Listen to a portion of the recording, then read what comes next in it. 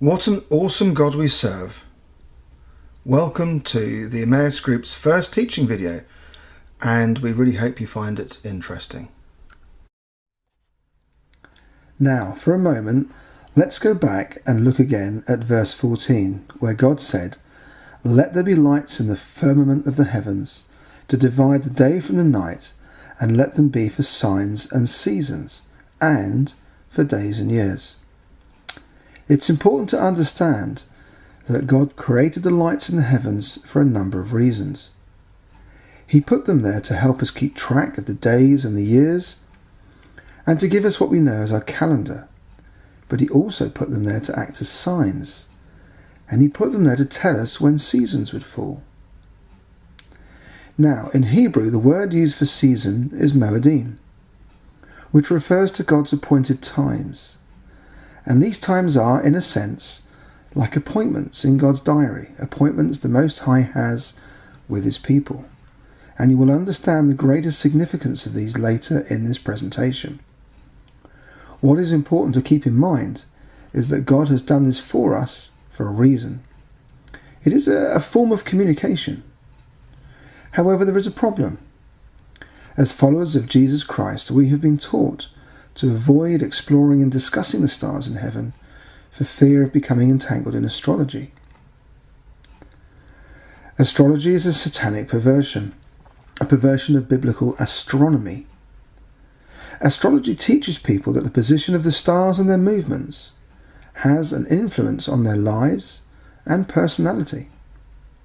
However, as God tells us, right at the beginning of the Bible, in the book of Genesis, he created the lights in the heavens to be for signs for us. Through fear of entanglement in astrology, Satan has actually done a good job of causing us to turn our eyes away from the very things that God always intended us to see, things which are now becoming very important. So what we're going to share with you is not astrology, but an understanding of the signs that God has put in the heavens according to biblical astronomy, which is something altogether very different.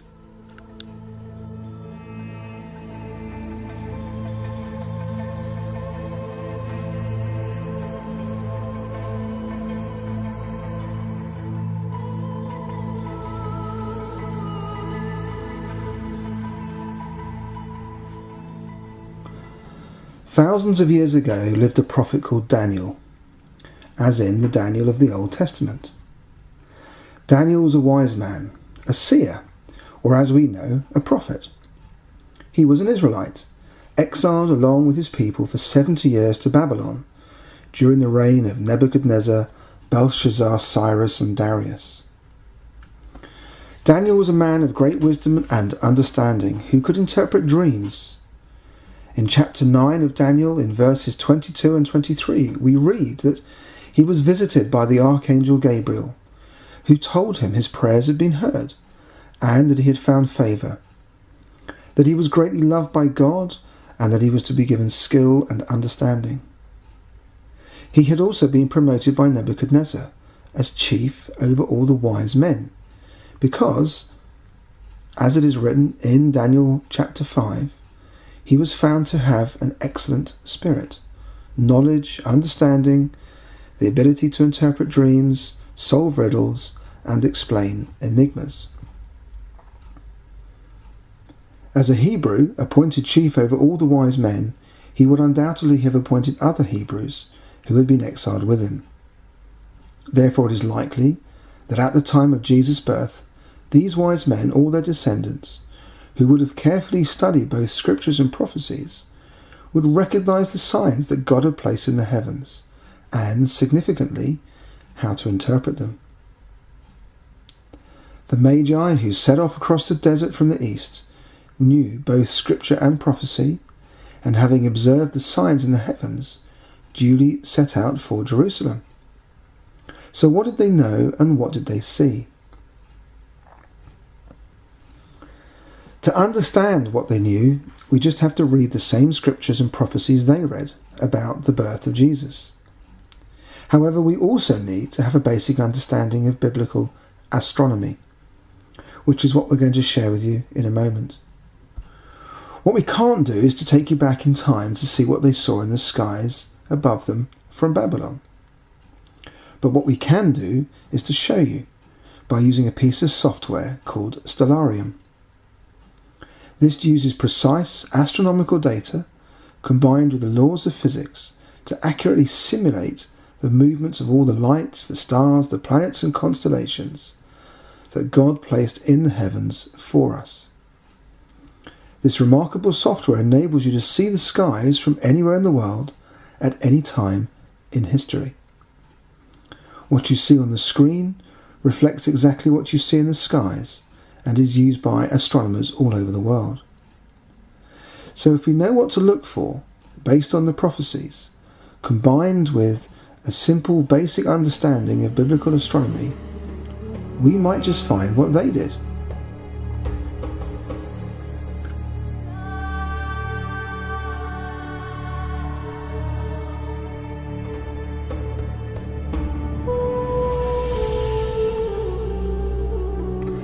Now, God himself spoke about specific constellations in the Bible, for example in his conversations with Job, in which God rebuked Job by saying, "Can you bind the chains of the Pleiades, or loose the cords of Orion?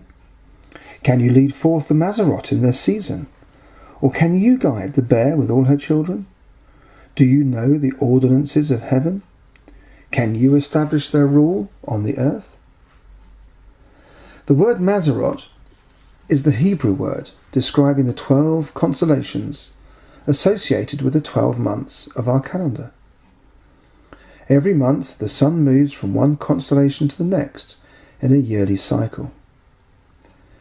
Now, most ancient cultures had a fairly consistent understanding of the constellations and their meanings. The Magi who rode off to Jerusalem to inquire where Jesus was born would also have been familiar with this knowledge. As the scientists in their day, they would also have been tracking the movements in the heavens and, knowing the scriptures, were in a sense able to join the dots. These 12 constellations, known by all ancient peoples, are what we know today as the signs of the zodiac. Sadly, God's purposes for these signs have been hijacked and become what we know and referred to earlier as astrology. So consequently, Christians avoid looking at things to do with the stars for fear of being caught up in astrology. But nonetheless, the fact remains that God created them, set their patterns, ordained their movements, and decreed their seasons for us. Now, there are 2 constellations in the Mazzaroth that you need to know about before we explore further what it was that the Magi might have seen. The first one is a group of stars that form the shape of a lion, and you might know of it as Leo. In Hebrew, it's called Ari. According to biblical astronomy, it represents the royal tribe of Judah. The constellation that comes after Ari is in the shape of a woman and is known as Virgo, the Virgin, or in Hebrew, Betula. There are many constellations in the heavens, groups of stars, if you like, that God himself created and designed and put together in specific patterns. There are also planets which move independently of this backdrop of constellations. These planets look like stars that wander about the sky, and in ancient times that is just what they were called, wandering stars. These distinct heavenly lights also had meanings, and their movements were meticulously recorded by the Magi and other wise men. So what might the Magi have seen? Well, one of the prophecies they would have been familiar with is the one about the virgin birth in Isaiah 7:14. And interestingly, this prophecy, which was spoken to the house of David of the tribe of Judah, refers to God giving a sign. Was this sign simply the birth of a child to a virgin, or was there something else? Remember that in the beginning God said that he created the lights in the heavens to be for signs. Isaiah wrote, "The Lord himself will give you a sign. Behold, the virgin shall conceive and bear a son, and shall call him Emmanuel. And significantly, Emmanuel means God with us, and we'll come back to this point shortly. So is there any chance that this sign was something that might have been seen in the heavens? We also know that one of the constellations of the Mazarot is of the woman, the Virgin or Betula. And the book of Matthew tells us that the wise men came from the east to worship the King of the Jews, whose birth they knew of because of what they had seen in the heavens, what we know as the so-called Star of Bethlehem. Using stellarium to rewind the sky, it's possible today to see it. We know that it wasn't too obvious at the time, even though Christmas cards try to portray it as being some incredibly bright star. And the reason we know this is because Matthew himself states that Herod had to ask about it, because he and his so-called wise men hadn't seen it and didn't even know when it appeared. So we're going to use stellarium to set the location to Baghdad, which is near enough Babylon, and we're going to rewind the skies all the way back to around 3 BC, which is around the time that historians generally agree Jesus was likely to have been born.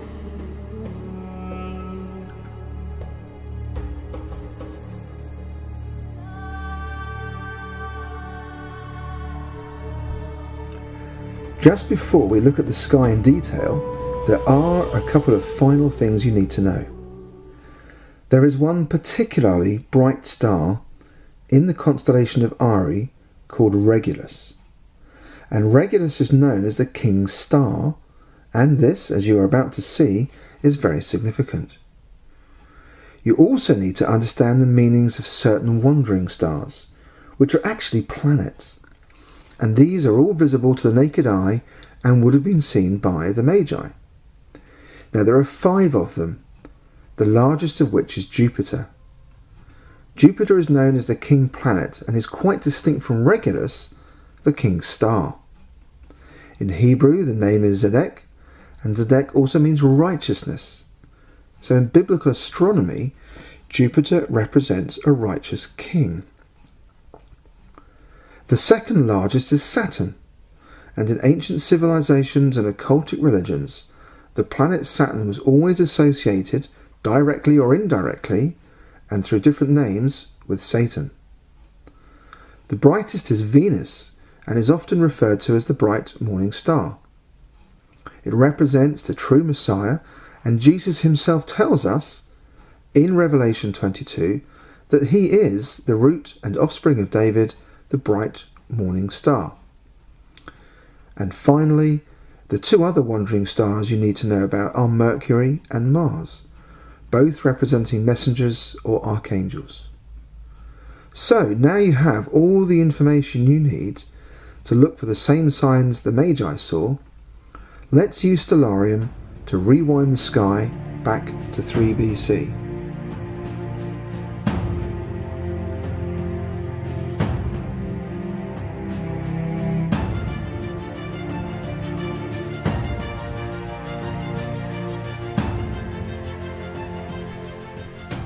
To show you what the Magi saw, we've set the location as if you were standing in Babylon next to the wise men. The year is 3 BC, even though the software in the bottom right hand corner shows it as being -2. This is because our calendar doesn't have a year 0 between BC and AD. As you can see, the date is the 1st of August and the sun is in the constellation of Ari. Now, we're going to animate the skies for you and move forward in time from the 1st of August to mid-September. As we do, you'll notice Jupiter and Venus moving towards Regulus. To help you follow Venus, we've put red markers on it. As you can see, Venus moves much faster, but if you watch carefully, on the 11th of August, Venus and Jupiter join, and they form what appears to be a very bright double star, a combination of planets representing the Messiah and the righteous King. Apart from the moon, this would have been the brightest object in the night sky, and it occurs exactly 1 month before something else significant. Keep in mind that Jupiter represents a king, and Venus the Messiah. What do you think God might have been saying? Venus then continues ahead of Jupiter, and 5 days later joins with Regulus, the king star, creating another combination of a king star with a planet representing a Messiah, king and Messiah. Such individual combinations do happen on a fairly regular basis. However, what's remarkable in the time frame that we're showing you is the collection and sequence of these events all coming together. Moving forward into early September, we can see how the Sun has moved from Leo into Virgo, who signifies a virgin. It's closely pursued by Venus, the Messiah, and Mercury, the Archangel, who've joined and travelled together for a while. Then, Mercury, the Archangel, goes ahead of Venus, the Messiah, and on the 11th of September, exactly 1 month after the coming together of the planets representing the Messiah and the righteous King, Venus arrives in the constellation of Virgo. What's fascinating about this date is that it's the Feast of Trumpets, one of the Moedim, God's appointed times. What's also amazing is that on the very same day as the Messiah planet enters the constellation of Virgo, the Virgin, the king planet, Jupiter, joins with the king star, Regulus, in the royal constellation of Ari, which is associated with the tribe of Judah. You can see this in the constellation of Leo on the screen. If all this was a message, then what was God saying? Well, let's keep looking.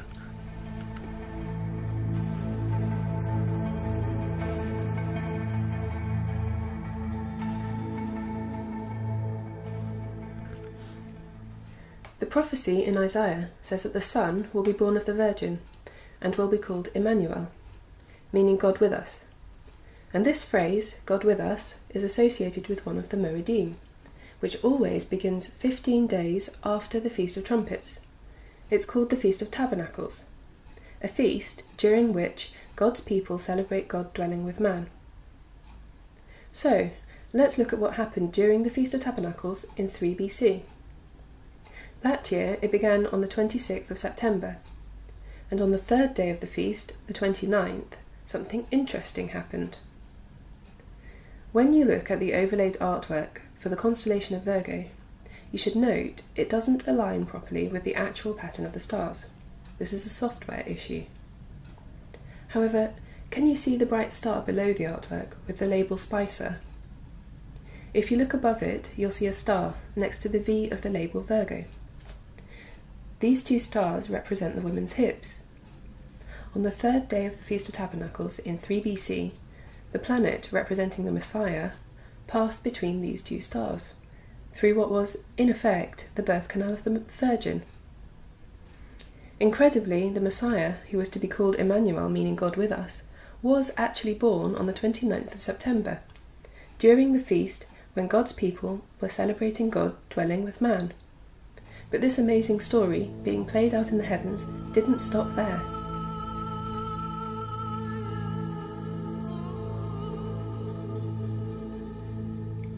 For those of us who believe that Jesus was born on the 25th of December, at Christmas time, this new understanding may come as a bit of a surprise or even a shock.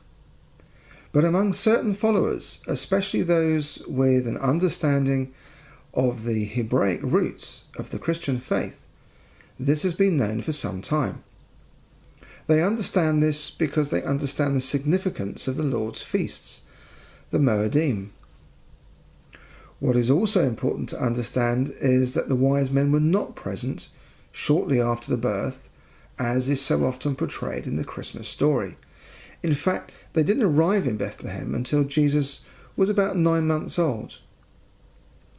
Matthew's account reflects this, in that he wrote, "After Jesus was born in Bethlehem of Judea, in the days of Herod, behold, wise men came from the east, saying, Where is he who has been born King of the Jews?"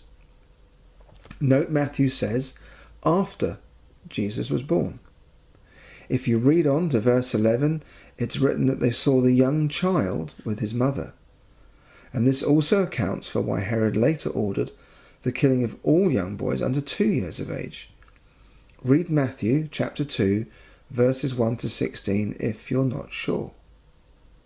And the Star of Bethlehem, which you're also going to see in a few moments, didn't appear until June 2 BC, about 9 months after the birth in September 3 BC.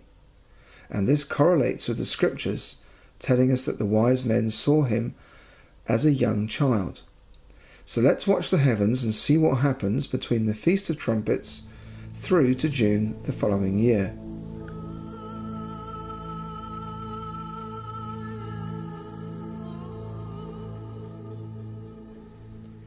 Occasionally, planets appear to do something rather odd. They look as though they stop, move backwards and then forwards again, or even do a loop. They don't actually do this, it's just an illusion created by their different orbits around the Sun, and is known as retrograde motion. Earlier in the presentation, before the birth, we pointed out to you a meeting of the heavenly kings, Regulus and Jupiter. Now we want to show you another remarkable sequence of events. After that meeting on the Feast of Trumpets, Jupiter moved forwards, but then stopped.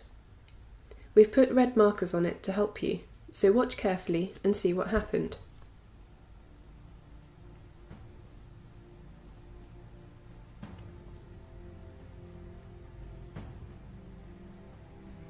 You can see how Jupiter appeared to stop. Now it goes back to meet with Regulus a second time.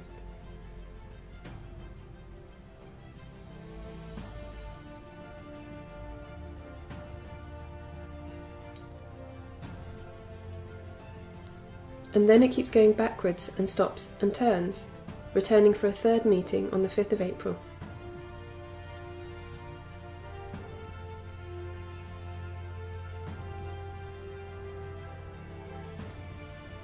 So 3 times in 7 months, the king planet met with the king star in the royal constellation of Ari.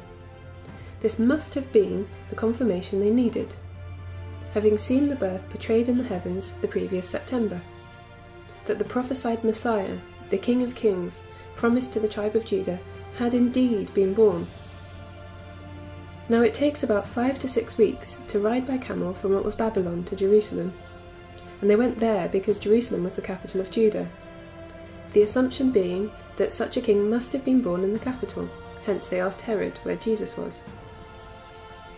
Amazingly, when they arrived in Jerusalem, the bright double star they'd seen at the beginning of this whole story, created by the Messiah planet meeting with the King planet, appeared again. If we fast forward a little more, you can see Venus catch up with Jupiter and create the bright double star. That was the Star of Bethlehem. This final sign, in what was an incredible sequence, led them to Bethlehem, of which it is written, "But you, Bethlehem, even though you are little among the thousands of Judah, yet out of you shall come forth to me the one to be ruler of Israel."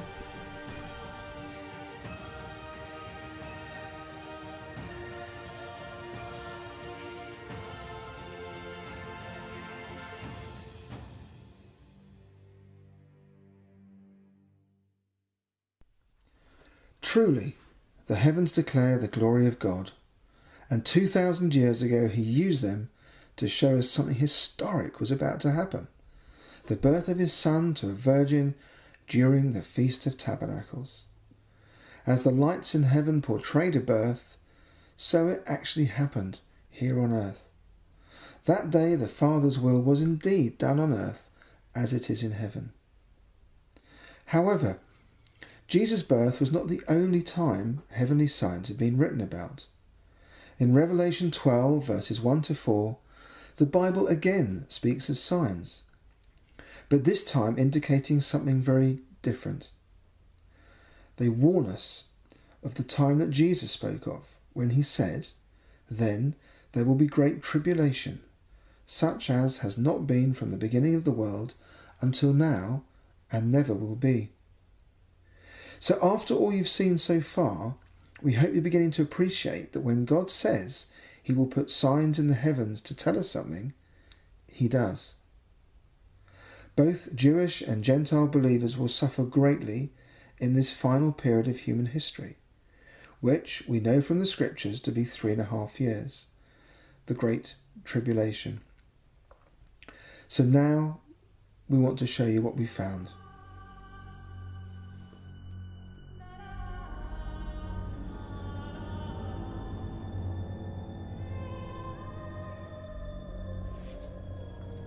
By now, you'll be familiar with the woman in the heavens, Betula, which played a part in the signs depicting Jesus' birth. Revelation 12 also speaks of a woman clothed in the sun and with the moon under her feet.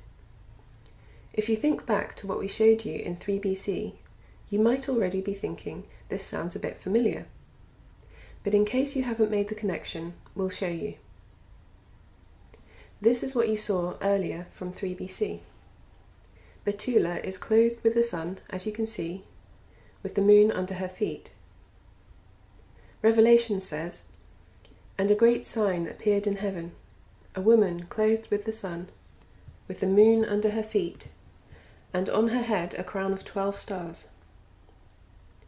Although the sign in 3 BC depicted a woman giving birth, there was no crown of 12 stars above her head.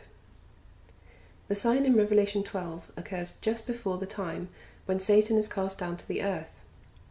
He then makes war with the saints for 3.5 years, a time known as the Great Tribulation. However, by using Stellarium to fast forward in time, we discovered something really interesting.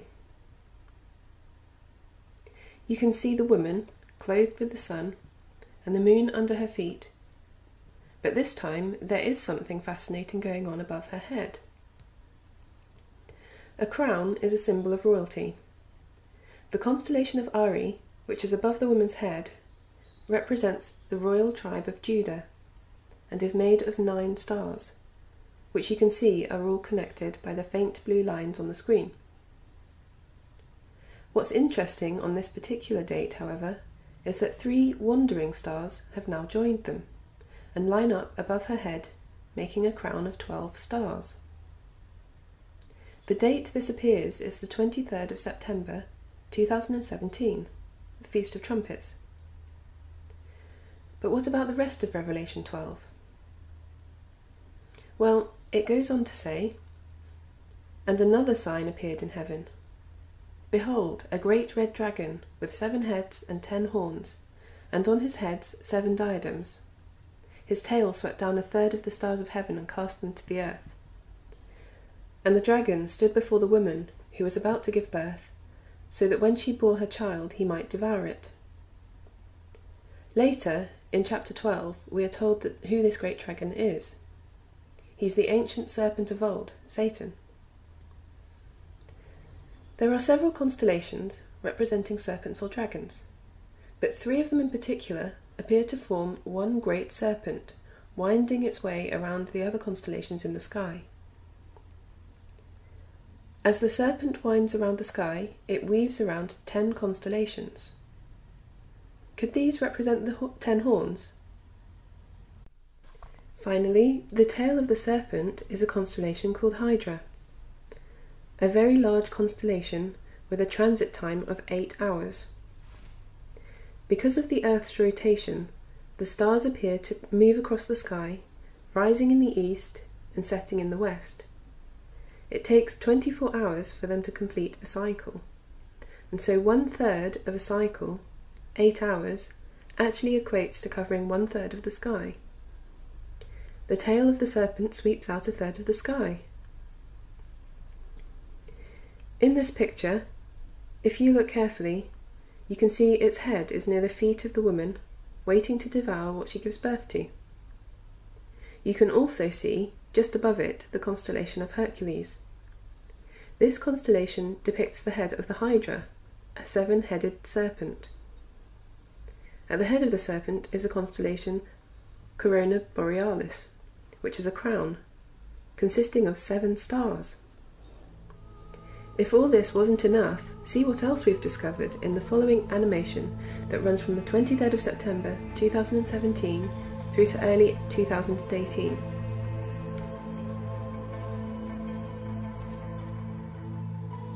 For this next video, we want you to watch Mercury, and to help you we've put red markers on it as we did before with Venus. So let's watch what happens as Mercury moves across the sky towards Saturn.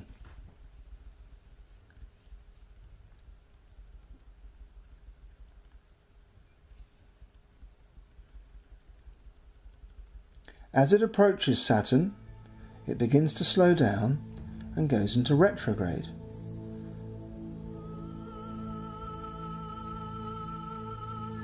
Saturn then moves away towards the constellation of Sagittarius, which is, as we mentioned before, associated with the Antichrist.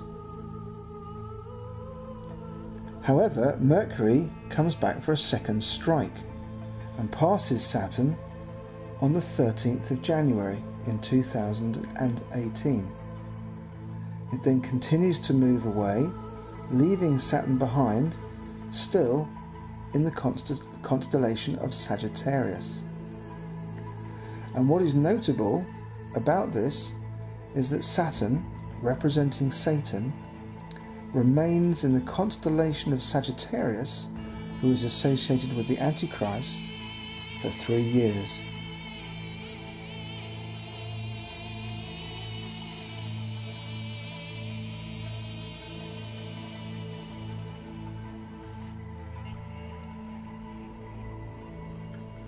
Stellarium has demonstrated that signs appearing to depict those in Revelation 12 will begin on the Feast of Trumpets in 2017. Before making the decision to produce this video, we spent 5 months testing these discoveries with over 60 church and ministry leaders. And we're very aware of the gravity of this message, and to be really clear, we are not date fixing Jesus' return, because no one knows the hour or the day but the Father. And neither are we telling you that certain things will happen on certain dates, because we just don't know. All we are doing is sharing what we have discovered and tested. So what does this all mean?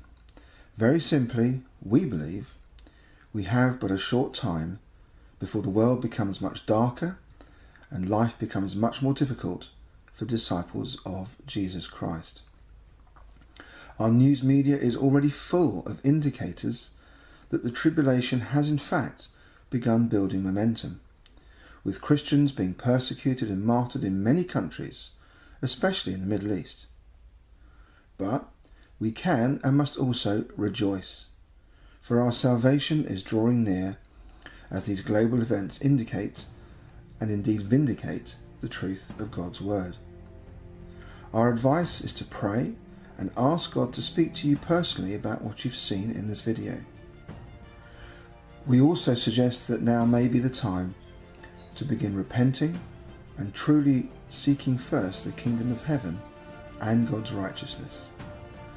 That you use the days ahead wisely to prepare yourselves for this time of great trouble. Because God himself said in Revelation 21, whoever overcomes shall inherit all things. That a time is coming when God will dwell again with his people. God himself will be with them, and they shall be his people. He will wipe away every tear. There shall be no more death, nor sorrow, nor crying. There shall be no more pain, for the former things will have passed away.